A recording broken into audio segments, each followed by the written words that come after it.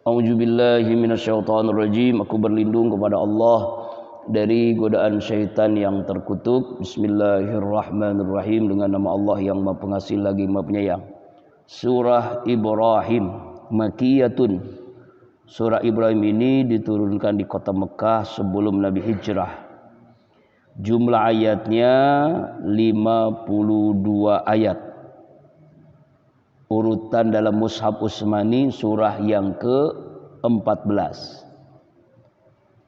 Penamaan surah Ibrahim ini adalah untuk mengabadikan perjalanan seorang nabi, bahkan disebut dengan bapaknya para nabi. Ya, kenapa disebut bapaknya para nabi? Karena anak-anaknya, cucu-cucunya adalah nabi. Anaknya Nabi Ismail, Nabi Ishak. Dari Nabi Ishak nanti ada Nabi Musa, Nabi Isa dan seterusnya. Dari Nabi Ismail adalah Nabi Muhammad, Rasulullah Muhammad sallallahu alaihi wasallam. Makanya disebut dengan bapaknya para nabi. Jadi Allah mengabadikan nama ini dengan surah Ibrahim karena dia adalah bapaknya para nabi. Kemudian juga dijelaskan dalam tafsir Munir bahwa Nabi Ibrahim itu adalah imam orang-orang yang hanif, yaitu agama yang lurus, tauhid, mentauhidkan Allah Subhanahu wa taala. Perjalanannya mulai dari masih remaja sampai akhir hidupnya adalah perjalanan tauhid. Mulai mencari Tuhan, ya, kebingungan ketika melihat bulan, ini Tuhanku, melihat matahari, ini Tuhanku, melihat gunung dan seterusnya. Akhirnya dia ketemu dengan Allah sebagai Tuhannya. Kemudian diuji oleh Allah, bapaknya seorang pembuat Tuhan, patung. Jadi bapaknya ini adalah Azar, membuat patung-patung, ya, yang akhirnya ketika ada penyembahan oleh Namrus, oleh raja zalim waktu itu, ya, kemudian ada perayaan, patung-patungnya itu sepi, nggak ada yang menyembah. Saat itulah Nabi Ibrahim membawa kampak, lalu dihancurkan patung-patung itu. Dan patung itu yang paling besar, yang paling gede, kampaknya ditaruh di tangannya. Nah, itu akhirnya disidang secara singkat, Nabi Ibrahim alaihissalam dibakar hidup-hidup oleh Namrus. Lalu Allah berfirman kepada api, ya narukuni bardaw wa salaman ala Ibrahim. Hai api, dingin sejukkan Nabi Ibrahim. Nabi Ibrahim selamat. Itu peristiwanya. Setelah itu sampai beliau diberikan ujian oleh Allah, puluhan tahun gak punya anak. Akhirnya 80 tahun ya gak punya anak, diperintahkan oleh Allah untuk menikah lagi. Menikah dengan seorang yang ditunjuk istrinya itu oleh istrinya yang pertama. Ya, berpuluh tahun gak punya anak, akhirnya disuruh nikah lagi. Diperintahkan nikah lagi, mau. Iya, ya mau ya, nikah lagi karena gak punya anak. Yaitu oleh istrinya waktu itu Sarah untuk memerintahkan nikah lagi. Karena dia gak punya anak, mandul, dikirain mandul. Akhirnya nikah dengan budaknya namanya Hazar. Punya hamil. Nah, ketika hamil itu ternyata Sarah yang sudah tua pun hamil juga. Ini sama-sama hamil, ya, sama-sama hamil. Padahal usianya sudah sangat tua Sarah ini. Nah, ketika melahirkan, Allah perintahkan Hajar ini ditaruh di sebuah yang tandus, di padang pasir yang tandus, nggak ada siapa-siapa. Ujian yang sangat berat. Ujian sangat berat Nabi Ibrahim. Akhirnya Sarah ini punya anak namanya Ismail, ya, kelaparan, kehausan. Ya, nangis bayi kecil, air kakinya ini mengeluarkan air yang sampai kiamat tidak akan habis. Zam-zam, zam-zam, air zam-zam. Terus meningkat dewasa, Allah perintahkan Nabi Ibrahim untuk menyembelih putranya Ismail alaihissalam. Ya, karena itulah perjalanan haji, perjalanan kurban itu terjadi sejak Nabi Ibrahim alaihissalam. Makanya nama Nabi Ibrahim ini sangat pantas Allah abadikan dalam sebuah surat, namanya surah Ibrahim. Itu di antara sekilas tentang Ibrahim. Lalu apa isinya? Nah, sekarang kita baca nih. Bismillahirrahmanirrahim. Alif lam ra. Ketika kita menemukan huruf-huruf hijaiyah di dalam surah, dipastikan ulama bersepakat wallahu a'lam bimuradi, wallahu a'lam bisawab, hanya Allah yang tahu tentang maknanya. Jadi kalau kita menemukan alif lam mim, alif lam ra, alif lam mim ra, shad, nun, kaf, ha, ya, ain, shad, yasin dan seterusnya, terjemahnya apa maknanya? Hanya Allah yang tahu, begitu aja. Walaupun ada juga ulama yang mencoba menjelaskan, tetapi itu hanya sekedar penafsiran saja. Tapi yang paling lurus, paling aman adalah wallahu a'lam. Jadi maksudnya apa? Pokoknya alif lam ra aja gitu maksudnya. Gitu aja ya. Itu yang lebih aman. Kitabun, kitab, inilah kitab, maksudnya adalah Al-Qur'an. Anzalnahu, yang kami telah turunkan Alkitab Al-Qur'an ini ilaika, kepadamu Nabi Muhammad sallallahu alaihi wasallam. Litukhrijan nasa, agar engkau mengeluarkan manusia minaz zulumati, dari kegelapan, maksudnya kekufuran, kemaksiatan, kezaliman, ilan nur, kepada cahaya keimanan. Biizni rabbihim, dengan izin Tuhanmu Allah, ila siratil azizil hamid, menuju kepada jalan yang al-aziz, Allah yang maha kuasa, yang maha gagah, al-hamid, lagi maha terpuji. Apa maksud ayat yang pertama ini? Allah menjelaskan, diawali dengan kalimat alif lam ra, hanya Allah yang tahu. Lalu Allah menjelaskan tentang Al-Quran ini. Jadi Al-Quran ini Allah turunkan kepada Nabi Muhammad sallallahu alaihi wasallam. Untuk apa? Nah, ini tujuan Allah turunkan Al-Quran. Litukhrijan nas, agar engkau ya Muhammad mengeluarkan manusia minaz zulumati ilan nur, dari kegelapan, kemaksiatan, kezaliman, kekafiran, menuju keimanan, cahaya terang benderang. Jadi ini tujuan Al-Quran Allah turunkan kepada Nabi Muhammad.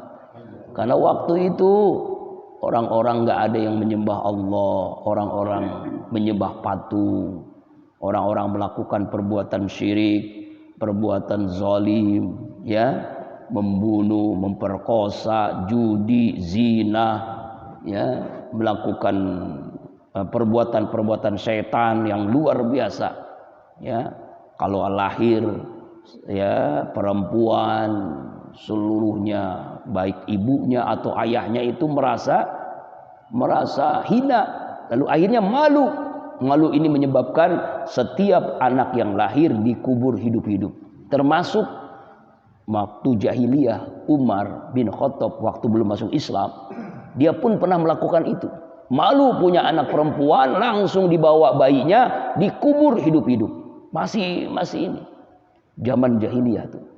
Jahiliyah dulu lahir kubur hidup-hidup. Jahiliyah zaman sekarang milenial lebih parah lagi. Belum lahir udah dibunuh. Kalau dulu kan lahir dulu nih dibunuh. Sekarang belum dilahir nih, baik laki-laki atau perempuan udah dibunuh. Contohnya apa? Aborsi. Kan aborsi begitu tuh. Ya kan, baru 4 bulan, baru 2 bulan, baru 6 bulan, 7 bulan, belum lahir kan? Dibunuh, dipaksa. Minum obat lah, pel lah. Ada yang dipaksa dengan dukun, dengan kedokteran yang ilegal kan? Makanya pernah ada dulu kepolisian menangkap seorang dokter gadungan, seorang dokter bidan, menemukan kepala bayi, ratusan bayi. Nauzubillahi min dzalik. Berarti bukan satu orang yang dibunuh, ratusan itu. Ada yang ditaruh di bawah lemari, di WC-nya, di Masya Allah itu dibongkar itu. Nauzubillahi min dzalik. Berarti siapa itu? Nggak mungkin kalau dia suami istri. Rasanya nggak mungkin, ya kan? Pasti dia berzina dengan pacarnya, dengan selingkuhannya. Nah, ini terjadi sekarang nih. Jadi zaman jahiliyah dulu dikubur hidup-hidup udah lahir, sekarang belum lahir sudah dibunuh hidup-hidup. Nauzubillahi min dzalik. Nauzubillahi min dzalik. Bahkan lebih gelap, berarti kan sekarang ini mulai kembali kegelapan lagi nih. Kecuali hamba-hamba Allah yang istiqomah, ya, mudah-mudahan kita diberikan oleh Allah istiqomah. Jadi Allah menurunkan Al-Quran pada Muhammad, tujuan adalah agar manusia ini Ila nur, kepada cahaya Allah. Apa yang nur ini? Dijelaskan tafsir maksudnya keimanan. Dari kegelapan, kekafiran, kemaksiatan kepada keimanan, ketauhidan kepada Allah Subhanahu wa taala. Cahaya terang benderang, cahaya iman, cahaya hidayah Allah. Biizni rabbihim, dengan izin Tuhan mereka, maksudnya izin Allah Subhanahu wa taala, dengan kehendak Allah. Jadi Allah berkehendak agar manusia ini kembali kepada fitrahnya, kepada cahayanya, ya, dengan izin Allah. Ila siratil azizil hamid, kepada jalan yang aziz. Aziz ini salah satu nama Allah, maha gagah, maha kuasa, maha perkasa. Al-Hamid juga maha terpuji. Ini diantara nama-nama Allah Asmaul Husna, ya, kepada jalan yang lurus, ya, kepada jalan yang agung, kepada jalan yang kuasa, kepada jalan yang terpuji. Jadi tujuan Allah menurunkan Al-Quran kepada Muhammad adalah agar manusia dari kegelapan menuju keimanan, cahaya Allah Subhanahu wa taala. Ini diantara maksud ayat yang pertama surah Ibrahim. Ayat yang kedua, ada dua cara membacanya. Dalam tafsir Ibnu Katsir dijelaskan boleh membaca diawali dengan Allahu, bentuknya mubtada. Jadi Bapak boleh membaca begini, Pak. Allahul ladzi lahu ma fis samawati wa ma fil ardh. Boleh. Boleh membaca kasrah. Kalau tadi kan domah. Boleh baca kasrah. Bacanya bagaimana? Lillahil ladzi lahu ma fis samawati wa fil ardh. Lalu ulama mengatakan kenapa bisa berbeda, kenapa boleh membacanya dua cara begitu. Kalau membaca Allahu berarti kalimatnya pertama. Jadi kalau bahasa Indonesia itu kan ada namanya subjek, predikat, objek. Kalau bahasa Arab namanya mubtada khobar. Jadi di awal lagi, kalimat pertama lagi. Jadi mubtada dan khobar. Kalau dibaca kasroh lillahi itu menjadi apa namanya? Kepada kalimat sebelumnya, ya kepada kalimat sebelumnya, ya naat man'ut, ya. Jadi ke kalimat al-azizil hamid, jadi gitu. Kasroh kan, jadi di sini pun jadi kasroh jar jadinya. Ila jar, jadi ila siratil azizil hamidil ladzi gitu. Jadi Bapak boleh terserah mau baca-baca apa aja. Keduanya dibolehkan oleh ulama. Jadi Quran yang Bapak ada itu apa bacanya? Kasroh apa domah? Kalau kasroh lillah, ya. Kalau domah Allahu. Nah, gitu. Bedanya begitu, ya. Ya, maknanya sama sebenarnya. Cuma bedanya kalau ini di awal, kalau Allahu di awal.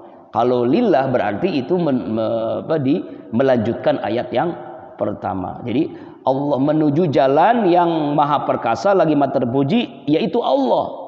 Jalan yang terpuji itu apa? Jalan yang maha kuasa itu apa? Allah, gitu. Nah, kalau ya itu kalau melanjutkan terjemahnya. Kalau dari awal Allahu, maka artinya adalah Allah, dialah Allah yang lahu, baginya, bagi Allah ma apa-apa fis samawati, yang ada di 7 lapis langit, wa ma fil ardi, dan apa-apa yang ada di 7 lapis bumi ini. Artinya adalah Allah maha berkuasa.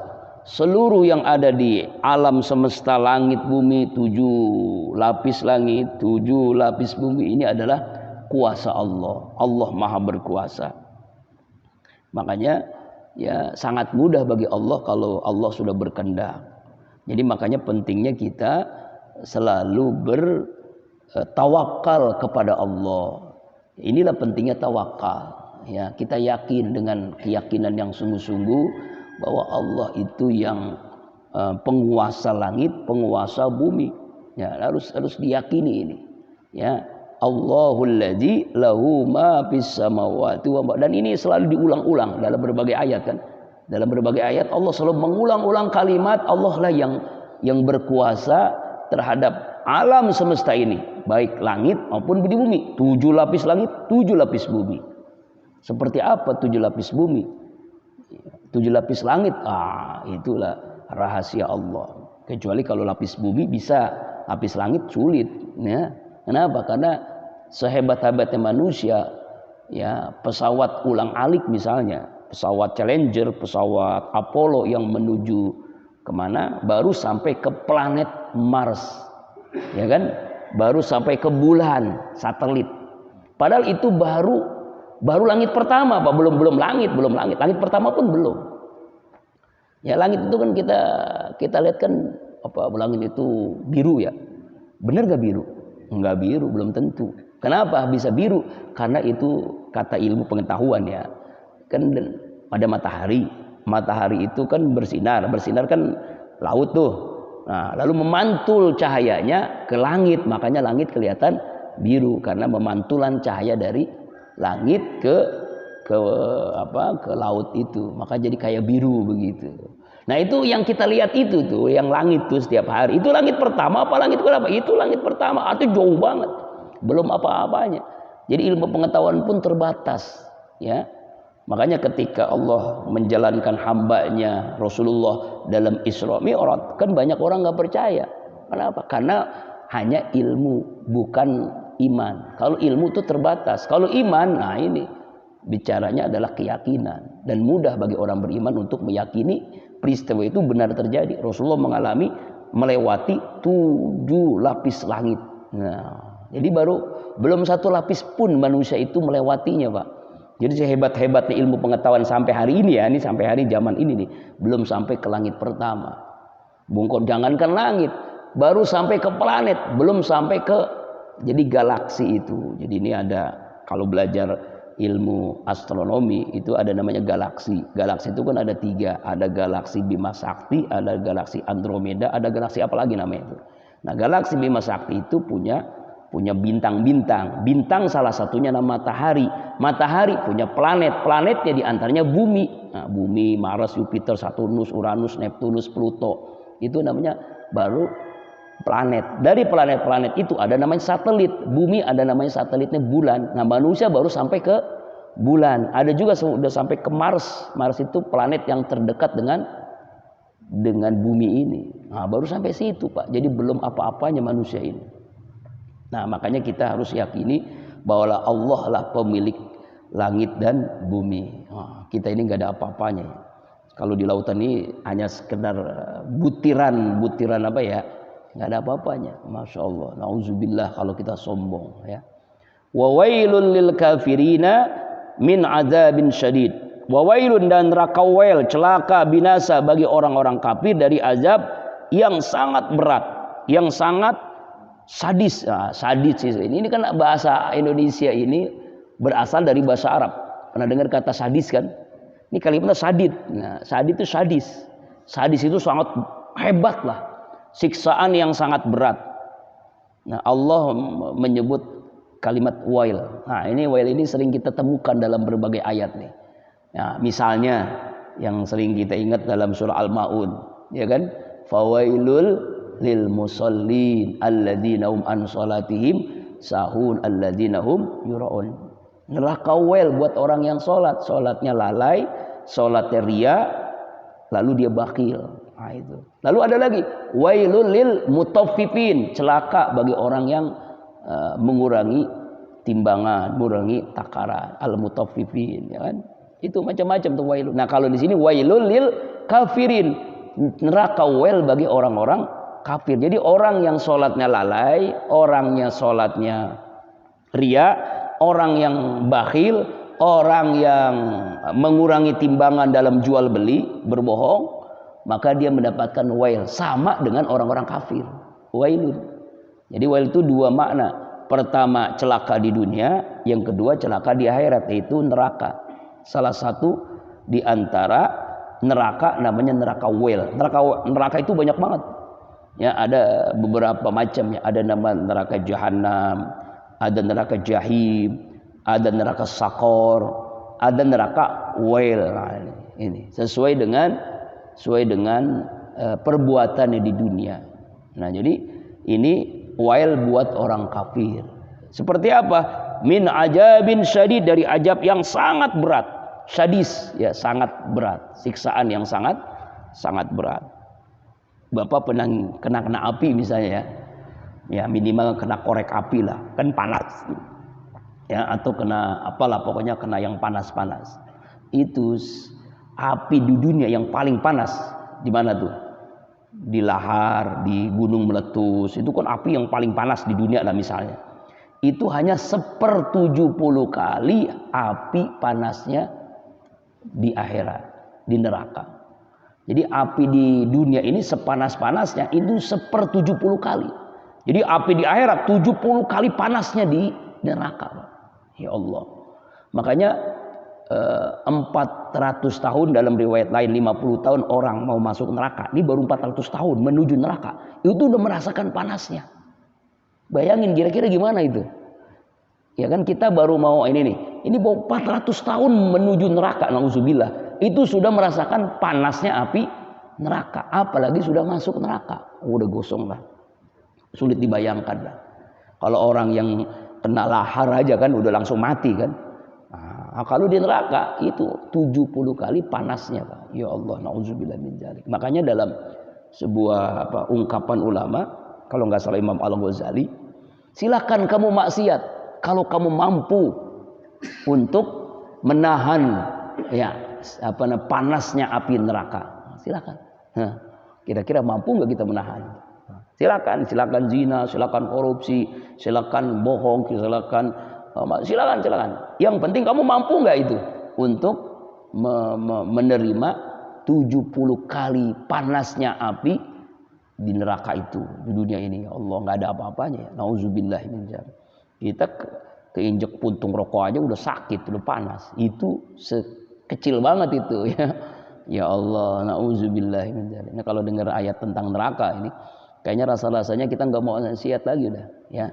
Nauzubillah. Mudah-mudahan Allah cabut dalam hati kita keinginan maksiat. Nah, jadi ayat yang kedua ini menjelaskan tentang celaka neraka wel buat orang yang kafir dengan siksaan yang sangat sadis, sangat berat.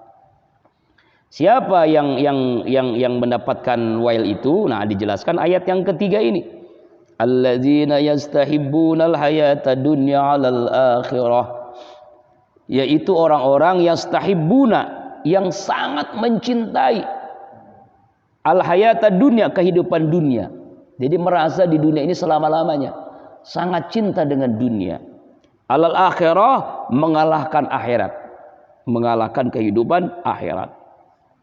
Wa yasudduna an sabilillah, dan mereka menghalangi manusia dari jalan Allah. Wa yabghunaha iwaja, dan mereka menjadikan jalan Allah itu bengkok, menyimpang. Ulaika fi dhalalim ba'id. Mereka itulah orang-orang yang neraka wel, masuk neraka, orang kafir. Fi dhalalim ba'id, berada dalam kesesatan yang sangat jauh. Ini terjemahannya. Lalu apa maksudnya? Ayat ini menjelaskan ya orang yang mendapatkan neraka wel di ayat ini. Kalau yang ayat yang wailul lil musallin itu kan tentang salat. Ya. Ini orang kafir masuk neraka wel. Siapa orang yang kafir yang masuk neraka wel ini? Adalah orang yang yastahibbunal hayata dunya 'alal akhirah. Orang yang sangat cinta dunia ya di atas atau mengalahkan cintanya akhirat. Jadi artinya bukan hanya orang kafir di sini. Bisa jadi orang dia Islam agamanya, tapi cintanya sama dunia itu melebihi cintanya di akhirat. Ya kan? Ada nggak orang yang Pak cinta di dunia ini lebih dibandingkan akhirat? Bukan ada lagi, banyak banget ya. Apa isinya dunia? Harta, tahta, wanita, Toyota, onta, yang membuat orang jadi buta. Nah, itu tuh yang tak itu tuh dunia tuh. Harta, duit, uang, fulus, emas, berlian, kendaraan, ya, mobil, rumah, motor, itu sangat cintanya luar biasa. Sangat cintanya dengan harta, masya Allah. Akhirnya menghalalkan segala cara. Yang penting banyak, bukan yang penting halal, bukan yang penting berkah. Kan ada orang yang penting banyak duit. Berbagai cara dia dihalalkan, mencuri, korupsi, merampok, riba. Yang penting banyak duit. Nah, itu namanya cinta dengan dunia tuh. Yang penting banyak duit. Menipu kayak bodoh amat, yang penting gua banyak duit. Menghalalkan segala cara. Apalagi banyak orang yang sekarang mulai kesusahan zaman pandemi ini, banyak orang yang dulunya orang baik sekarang jadi nggak baik. Ingat, kejahatan itu bukan karena niat, tapi juga karena kesempatan. Iya kan? Jemuran diambil. Maling jemuran Pak sekarang. Jadi hal-hal yang aneh-aneh gitu ya. Ada yang gas lah diambil ya kan. Ada yang jemuran. Kalau handphone sudah banyak banget maling handphone ya. Ya Allah. Dana bansos ya Allah. Nah kalau dana bansos itu bukan miliaran, bukan ratusan juta tapi miliar, bukan miliaran bahkan triliunan ya Allah. Jual vaksin, jual swab begitu kan. PCR macam-macam tuh. Orang di swab cuma masukin colokan ke hidung berapa? Ratusan ribu ya kan. Jadi ajang bisnis sekarang kan, ajang bisnis gitu ya. Nih yang negatif apa positif? Pokoknya positif terus lah. Kalau di swab pasti positif, apalagi kalau pilek, apalagi panas pasti positif. Dijualin tuh ya hal-hal tuh. Allah Akbar. Nah itu juga kan menghalangkan segala cara harta. Yang kedua isi dunia apa?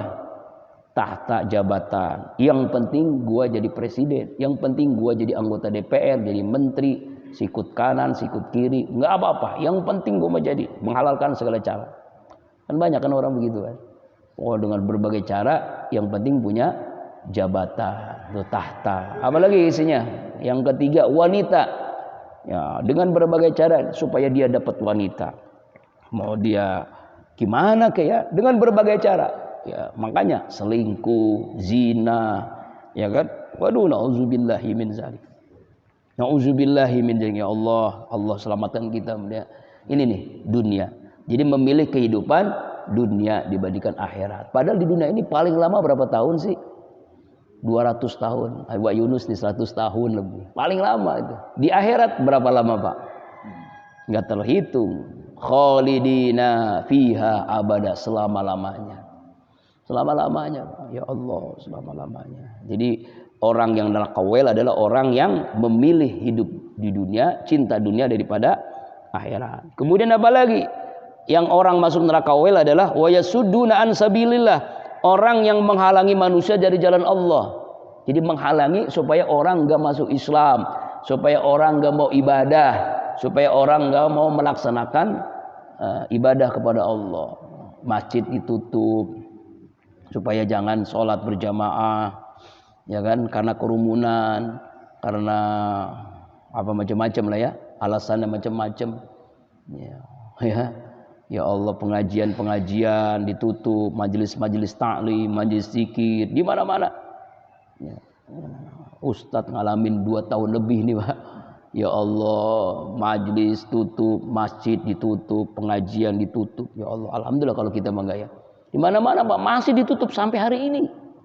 Majelis-majelis zikir, majelis-majelis pengajian ditutup, masya Allah, ya Allah ya Rabbana. Masjid-masjid, sholat Jumat ditutup. Enggak ditutup aja orang enggak ada, apalagi ditutup. Lebih seneng banget orang munafik. Wah, alhamdulillah masjid ditutup. Gue memang enggak pernah sholat di masjid. Ya Allah ya Rabbana. Ini orang yang menghalangi dari jalan Allah, termasuk orang yang masuk neraka wel. Nah, kalau baca ayat ini nih berarti ya Allah, banyak banget ya orang masuk neraka wel ya. Menghalangi dari jalan Allah, menghalangi orang untuk menunaikan ibadah haji, menunaikan ibadah umroh. 2 tahun nggak bisa haji kan, umroh apalagi ya Allah. Travel Pak itu pada bangkrut. Karyawan-karyawan, ustadz-ustadz yang biasa bawa bimbing umroh, pembimbing tuh, pembimbing umroh haji pada bangkrut semuanya. Ya orang nggak ada yang diumrohin, nggak ada yang haji kan? Ya Allah, ya Allah, yang bisa, ya Allah. Sebenarnya corona ada nggak tahu udah ya. Olimpiade ada, sepak bola Eropa, Amerika ada ya. Umroh haji nggak ada. Allahu Akbar. Wa yasudduna an sabilillah, orang yang menghalangi dari jalan Allah dia akan masuk neraka wel. Wa yabghuna haywaja, dan orang yang menjadikan jalan Allah sebagai jalan yang bengkok, jalan lurus jadi jalan bengkok. Apa maksudnya menyimpang itu? Disimpangkan agama ini. Jalan yang lurus itu Quran dan Sunnah, tapi disimpangkan. Makanya kan banyak aliran-aliran. Ada yang Ahmadiyah, ada yang Syiah, ada yang apa tuh yang kemarin tuh Bahai ya. Aduh, ini menteri-menteri geblek ini, astagfirullahaladzim. Ya Allah, kalau selamat tahun baru Islam kayaknya belum pernah dinyampein, belum ya? Belum ya. Malah tahun baru Islam pun diundur. Hari ini nih tahun baru Islam katanya liburnya. Maulid diundur. 17 Agustus nggak diundur. Ya Allah ya. Ini dari zaman Pak Harto sampai hari ini. Baru kali ini ya tahun baru Islam, Maulid Nabi Muhammad SAW diundur Pak, tanggal merahnya. Tanggal merah iya, tapi diundur. Jadi kalau Bapak yang kerja-kerja jadi pegawai negeri atau BUMN tuh atau di bank-bank tuh, jadi kemarin masuk Pak, hari ini tutup nih. Ini bank-bank kantor pemerintah nih tutup hari ini nih. Padahal tanggal 1 Muharramnya kapan? Kemarin. Allah Akbar. Ya Allah ya Rabbana. Keblinger ya. Aduh, nauzubillah. Jadi menjadikan jalan lurus itu jalan yang bengkok. Jadi jalan yang menyimpang. Ini termasuk orang yang masuk neraka. Makanya di ujung ayat apa? Ulaika fi dhalalim ba'id. Mereka itulah dalam kesesatan yang jauh, sudah sesat yang jauh. Kesesatan yang jauh, sudah di luar jalur agama Islam yang benar. Nauzubillahi min dzalik. Kemudian ayat yang keempat. Wa ma arsalna min rasulin, dan tidaklah kami mengutus min rasulin dari seorang rasul illa kecuali bilisani qaumihi, dengan lisan kaumnya, liyubayyina lahum, agar jelas paham buat mereka ya. Jadi Allah mengutus Nabi Muhammad SAW ya sesuai dengan bahasa lisannya. Ini seandainya gitu ya, kalau Nabi Muhammad diturunkan di Parung, mungkin bahasa Al-Qur'annya bukan bahasa Arab, bahasa Parung gitu ya. Itu ya. Ya, tapi karena Allah turunkan, Allah jadikan, Allah utus Nabi Muhammad di Arab, makanya bahasa Quran bahasa Arab. Sama dengan Taurat, sama dengan Injil, itu bukan bahasa Arab Pak, bahasa Ibrani. Kenapa? Karena Nabi Musa Allah turunkan kepada Bani Israel sesuai dengan bahasanya, gitu. Jadi asli kitab Taurat itu bukan bahasa Arab. Ya, asli kitab Injil pun, kalau Injil memang bahasa Arab. Kenapa? Karena di Palestina. Ya, kalau Nabi Musa itu bahasa Ibrani, gitu, bahasa Yahudi gitu ya. Nah itu jadi bahasanya sesuai dengan. Jadi seluruh nabi Allah itu sesuai dengan bahasa. Nabi Nuh, tapi umumnya bahasa Arab, umumnya. Kenapa? Karena jahiliyah itu di dunia ini yang paling jahiliyah itu ya di Arab waktu itu. Ya kan? Nah, jadi Allah utus Rasul dengan bahasa kaumnya supaya apa? Liyubina lahum, agar paham, agar jelas ya bahwa agama ini diturunkan, ya Quran ini diturunkan supaya jelas begitu. Liyubina lahum. Fayudillullahu may yasha wa yahdi may yasha. Allah menyesatkan orang yang Allah kehendaki dan Allah memberikan hidayah kepada orang yang Allah kehendaki. Jadi Allah ini menghendaki orang ini sesat, ya sesat. Allah menghendaki orang ini dapat hidayah. Makanya kita kalau sudah dapat hidayah begini nih, kita minta kepada Allah sampai akhir hidup kita dalam keadaan mendapat hidayah. Wala tamutunna illa wa antum muslimun. Janganlah kalian mati kecuali dalam keadaan Islam. Itu dalam kitab hadis Arba'in, hadis 40 hadis Rasulullah SAW. Itu diceritakan oleh Rasulullah, ada orang yang dari kecil sampai dewasa Islam, Muslim, tapi di ujung hadis itu dikatakan dia ini ditentukan orang yang sesat, kafir, makanya dia mati dalam keadaan kafir. Tapi balikannya dari kecil dia kafir, remaja kafir, dewasa kafir, tua masuk Islam, mati dalam keadaan Islam, dapat hidayah. Banyak kan begitu? Banyak. Ya kan? Ya banyak kan? Sahabat Nabi kan sudah dari kecilnya kafir, remajanya kafir, dewasa tua masuk Islam, kan muslim kan masuk ya. Seperti di Az-Zikra itu ada seorang orang tua namanya tuh yang masuk Islam pertama di Majelis Az-Zikra oleh almarhum Ustadz Arifin, namanya Pek Selewongso, ya, orang kafir, orang Kristen. Ya, itu diantara kenapa dia masuk Islam. Waktu itu kan zikir di Al-Amru Bittaqwa Depok, jamaahnya ribuan. Dia susah keluar, mau ke gereja. Nah, Ustadz Arifin langsung berdiri, tolong kasih jalan. Ya, saudara kita mau ke gereja, dikasih jalan, dikasih semua santri, semua jamaah disuruh berdiri gitu kan, suruh jalan. Kemudian juga pernah waktu itu ya waktu itu dia nggak punya kendaraan kan, mau cepet-cepet mau ke gereja. Anak Ustadz Arifin waktu itu mau jadwal dakwah, dia nganterin dulu ke gereja, baru setelah itu beliau dakwah. Itu yang membuat terkesan diantaranya akhlaknya. Akhlak akhirnya dia masuk Islam, dan masuk Islamnya udah umur hampir 70 tahun Pak. Meninggal belum lama 80 tahunan gitu. 70 tahun masuk Islam. Jadi walaupun dia zina, kafir, wah nggak dihitung tuh. Jadi yang dihitung oleh Allah dihisab tuh, ya masuk Islamnya itu.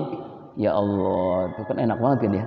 Insyaallah itu namanya mati dalam keadaan muslim. Tapi ada di mana tuh di Saudi kalau nggak salah itu ada sebuah kisah seorang yang santri, kiai, ulama, hebat ilmunya bahkan banyak kitab tulisannya. Wah hebat ulama ini. Ya hebat banget, ceramahnya bagus. Wah pokoknya banyak, jamaahnya pun ribuan. Nah ketika itu dia perkenalan dengan seorang wanita cantik ateis yang tidak mengenal agama. Ateis, wanita ateis. Karena cintanya dengan wanita itu, akhirnya dia saking cintanya dengan itu, akhirnya dipertaruhkan keimanannya. Dia keluar dari agama Islam, dia jadi seorang ateis, tidak percaya kepada Tuhan. Mati dalam keadaan tidak percaya kepada Tuhan. Nauzubillah. Saya lupa namanya siapa itu. Ya Allah, ulama itu. Dari masih kecilnya santri, kiai, ulama hebat, jamaahnya banyak, tapi meninggalnya dalam keadaan kafir karena dia sangat cinta dengan wanita tadi, ateis tadi. Astagfirullah, auzubillah. Ini namanya hidayah nih. Makanya kita itu nggak boleh memponis kalau ngeliat orang tatoan kafir, jangan. Bisa jadi dia bisa jadi meninggalnya dalam keadaan mukmin. Kita yang udah soleh begini jangan merasa kita ini mati dalam keadaan soleh. Makanya ada rasa khauf, ya takut, khawatir. Makanya kita selalu berdoa kepada Allah. Di antaranya doa selamat itu kan, taubatan qoblal maut, rahmatan indal maut, maghfiratan ba'dal maut. Ya Allah, Allahumma hawwin alaina fi sakaratil maut. Itu kan taubat sebelum mati, rahmatmu ketika mati, ya maghfirah ampunanmu setelah kita mati. Itu. Nah ini jadi jangan kita merasa wah paling soleh, nauzubillah min dzalik. Karena khawatir akhirnya yang dilihat oleh Allah bukan awalnya Pak, yang dilihat oleh Allah adalah akhirnya. Jadi orang yang sukses itu bukan orang yang ibadahnya hebat, sedekahnya banyak, ilmunya mantap, bukan.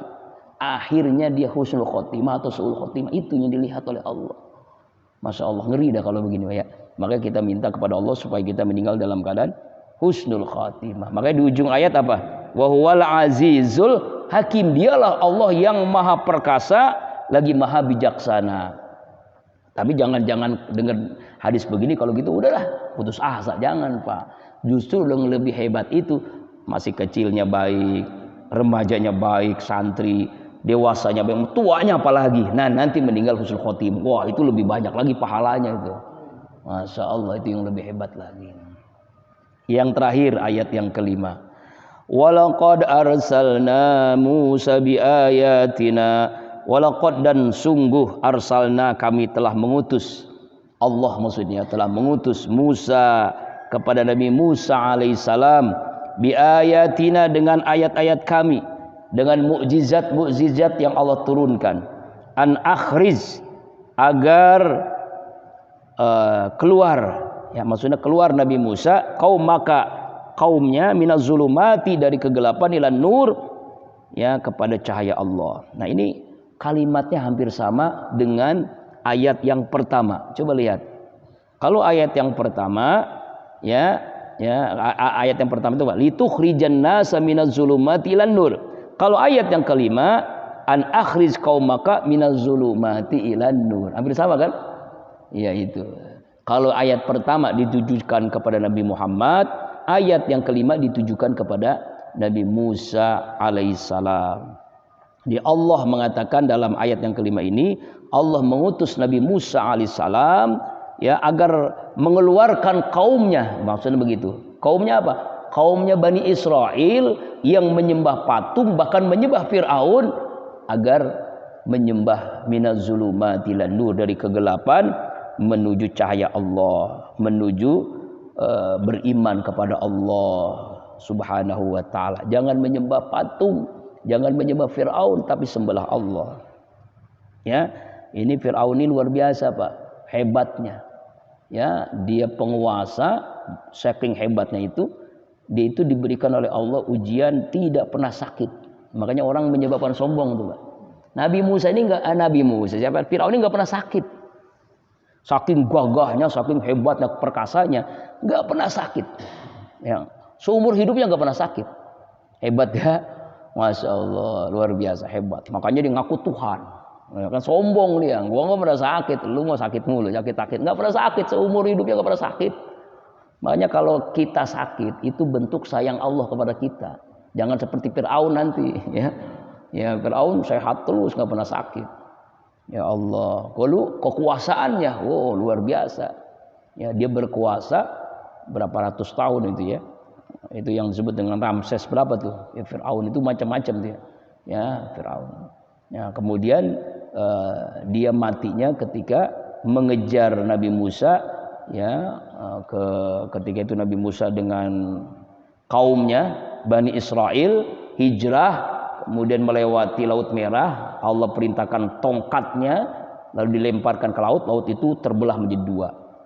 Dengan amalnya itu seluruh umatnya itu mengikuti Nabi Musa alaihissalam, ya, menyeberang lautan tanpa kena sedikit pun air. Jadi air itu Allah perintahkan apa namanya itu? Nah, itu orang-orang Yahudi bikin film tuh kan ya. Kalau filmnya tuh kelihatan jelas tuh, waduh air tuh nggak kena air lah, gimana sih? Padahal di lautan. Kemudian, Fir'aun pun mengejar di belakang, wah ngelihat nih, wah ini ada daratan ya, dia juga ikut. Nah Nabi Musa dengan kaumnya sudah sampai di daratan, lalu Fir'aun masih di tengah nih, masih tengah lautan. Allah perintahkan tongkatnya untuk memukul kembali Laut Merah, menyatu lagi. Akhirnya gimana yang terjadi? Tenggelamlah Fir'aun dan seluruh bala tentaranya. Nah, di situ Fir'aun ya sadar, wah ini benar kekuasaan Allah. Akhirnya dia beriman. Dia mengucapkan kalimat la ilaha. Nah, ketika Allah itulah malaikat Israel, ya pencabut nyawa, dan malaikat Jibril, itu kedua-dua malaikat itu langsung menenggelamkan. Jadi tidak bisa menyebut kalimat Allah. Dia sadar, taubat, tapi taubatnya apa? Udah terlambat. Itu dalam riwayat, dalam sebuah riwayat itu dikisahkan begitu. Jadi Fir'aun itu tidak bisa mengucapkan kalimat la ilaha illallah. Kita khawatir tuh di ujung ayat akhir hidup kita bisa nggak menyebut Allah itu la ilaha illallah. Itu yang kita inginkan ya. Karena siapa orang man akhir kalimat la ilaha illallah pada khalal jannah, dijamin masuk surga. Wa dzakirhum bi ayyamillah, dan ingatkanlah kepada mereka hai Nabi Musa bi ayyamillah, dengan hari-hari yang Allah berikan. Apa itu ayyamillah? Dijelaskan ayyamillah ini adalah peristiwa yang telah terjadi pada kaum dahulu serta nikmat siksaan yang dialami oleh mereka. Jadi hari-hari dulu, yang dulu umat-umat dahulu harus ceritain tuh Nabi Musa. Umat-umat yang dulu, misalnya umat Nabi Nuh dengan banjir dan lain-lainnya, ceritakan kisah-kisah umat-umat yang dulu yang Allah hancurkan karena durhaka kepada Allah. Lalu juga ayyamillah ini dijelaskan dalam tafsir, maksudnya adalah nanti hari di mana kita dibangkitkan. Ada yang mendapatkan nikmat yaitu namanya surga, ada yang mendapatkan siksa, ada yaitu neraka. Nauzubillah min dzalik. Inna fi dzalika, sesungguhnya di dalam demikian itu la ayatin, itu sungguh tanda kebesaran Allah, likulli sabarin syakur, bagi setiap orang yang sabar dan bagi orang yang bersyukur. Dua hal nih ya, masya Allah. Ayat-ayat yang kita baca ini ya, itu tanda-tanda kekuasaan Allah bagi orang yang sabar dan orang yang bersyukur. Sabar ketika menerima musibah, taat. Bersyukur ketika mendapatkan nikmat. Makanya dalam hadis ajaban diambil mukmin, ajaib orang yang beriman. Apapun yang dialami itu baik. Ketika dapat nikmat dia bersyukur, ketika dapat musibah dia sabar, digulirkan oleh Allah. Makanya likulli sabarin syakur, itu adalah bagi orang yang sabar dan bagi orang yang syukur. Wallahu a'lam bishawab. Ya, mudah-mudahan ayat yang kita baca hari ini Ibrahim ayat 1 sampai 5 kita dapat mengambil pelajaran. Allahumma arhamna bil Quran, ya Allah rahmati kami dengan Al-Quran. Insyaallah Rabu depan ayat yang ke-6 surah Ibrahim. bi barakati wa karamati wal mujadi suratul Fatihah. A'udzu billahi